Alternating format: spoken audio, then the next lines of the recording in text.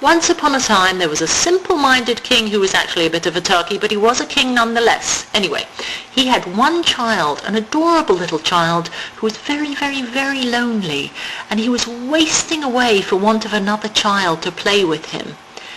Even though they lived in the most beautiful and ornate palace of all time, and they were surrounded by adoring citizens who would have done anything for them, the queen tried her hardest to have another child, to no avail.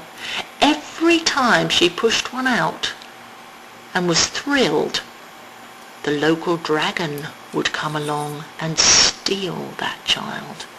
The dragon, you see, loved to eat children. Oh, it would gobble them up, and then it would throw all the leftover bits, like, the bone and the gristle, down the drain.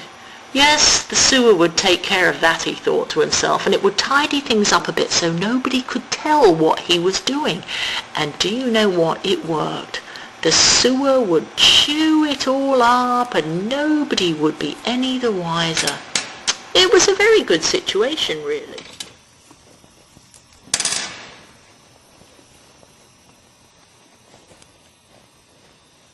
Actually, God was a little bit aghast at all this going on, but that's neither here nor there.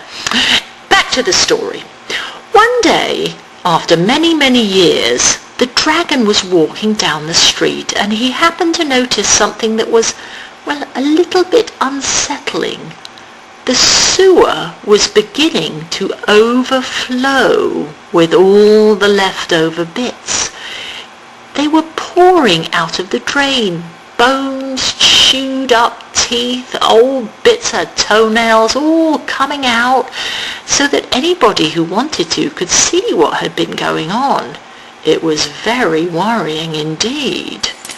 So, what the dragon decided to do was to gather all these leftover bits together and sort them into some sort of cohesive pile that everyone could understand, as if it was a work of art, for example. So he did that. He put them all into piles and organized them and made huge, enormous progress in the fact that nobody could really tell that he'd been doing this for all these years and actually destroyed all the children in the kingdom, and nobody had noticed. And now that they were seeing all the results of his evil ways, he actually decided that if he told them this was art, that they could probably believe him. And do you know what they did? Except, of course, the little boy died from a broken heart of loneliness. But you know what? They just put him on one of the piles and it was all right, really.